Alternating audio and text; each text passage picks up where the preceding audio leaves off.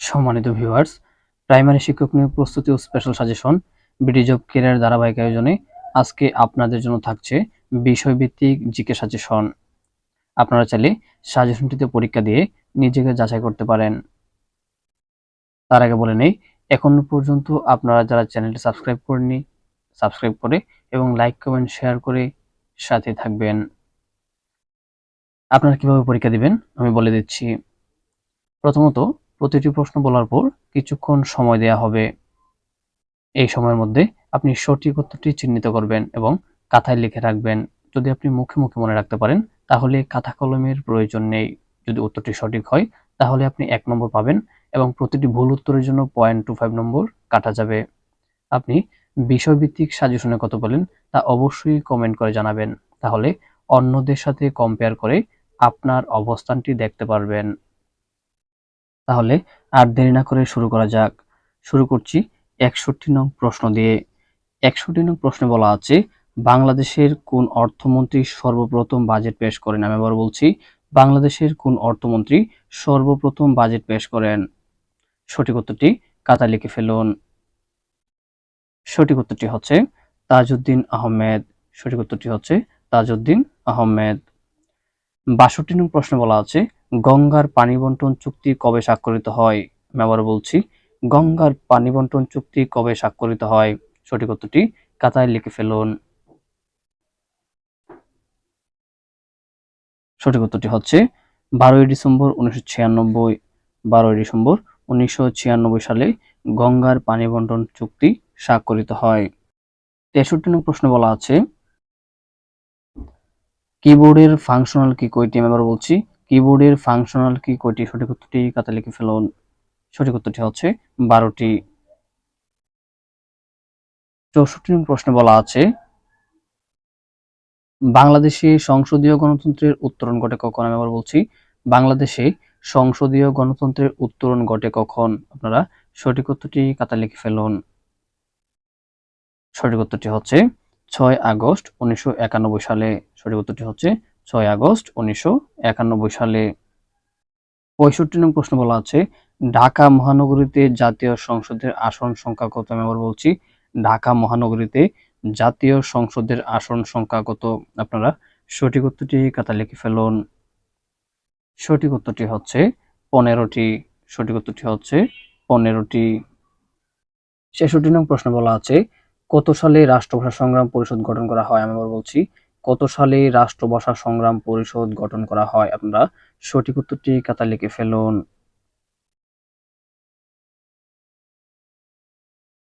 সঠিক উত্তরটি হচ্ছে 1948 সালে। সঠিক উত্তর হচ্ছে 1948 সালে। 67 নং প্রশ্নে বলা আছে, যুক্তরাজ্যের সর্বকনিষ্ঠ প্রধানমন্ত্রীকে? আমি আবার বলছি, যুক্তরাজ্যের সর্বকনিষ্ঠ প্রধানমন্ত্রীকে? সঠিক উত্তরটি খাতায় লিখে ফেলুন। সঠিক উত্তরটি হচ্ছে ঋষি সুনাক। সঠিক উত্তরটি হচ্ছে ঋষি সুনাক। তিনি হচ্ছেন ভারতের বংশোদ্ভূত। 68 নং প্রশ্ন বলা আছে, এশিয়া কাপ 2022 কোন দেশে অনুষ্ঠিত হয়? আমি আবার বলছি, এশিয়া কাপ 2022 কোন দেশে অনুষ্ঠিত হয়? সঠিক উত্তরটি খাতায় লিখে ফেলুন। সঠিক উত্তরটি হচ্ছে সংযুক্ত আরব আমিরাত। সঠিক উত্তরটি হচ্ছে সংযুক্ত আরব আমিরাত। 69 নং প্রশ্ন বলা আছে, G77 অর্থাৎ G77 এর সদর দপ্তর কোথায়? G77 এর সদর দপ্তর কোথায়? আপনারা সঠিক উত্তরটি খাতায় লিখে ফেলুন।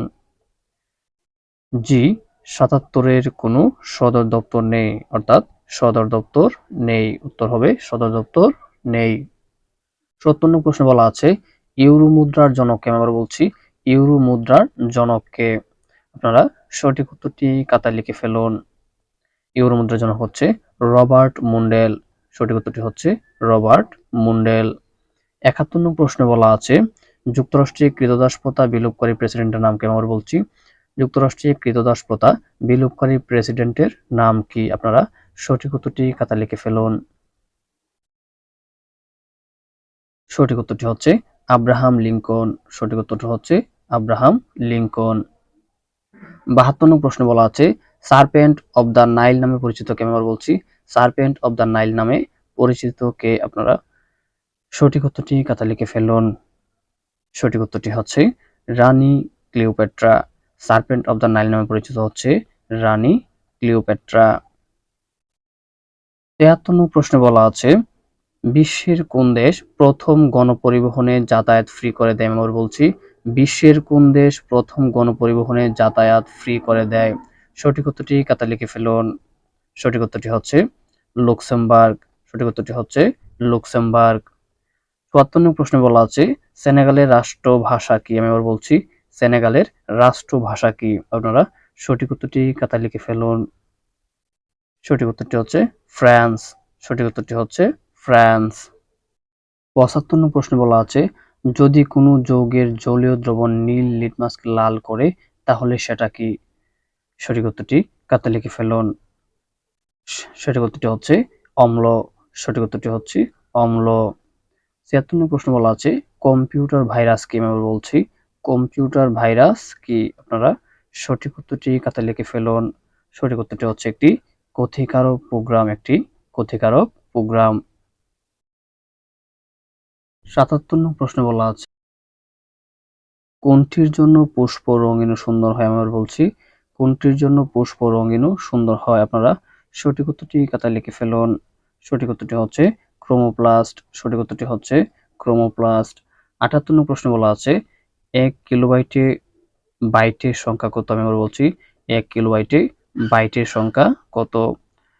সঠিক উত্তর হচ্ছে ১০২৪টি। ১০২৪ বাইটে ১ কিলোবাইট। ৭৯ নং প্রশ্ন বলা আছে কোষ আবিষ্কার করেন কে? আমি বলছি কোষ আবিষ্কার করেন কে? আপনারা সঠিক উত্তরটি খাতায় লিখে ফেলুন। সঠিক উত্তরটি হচ্ছে রবার্ট হুক। সঠিক উত্তরটি হচ্ছে রবার্ট হুক।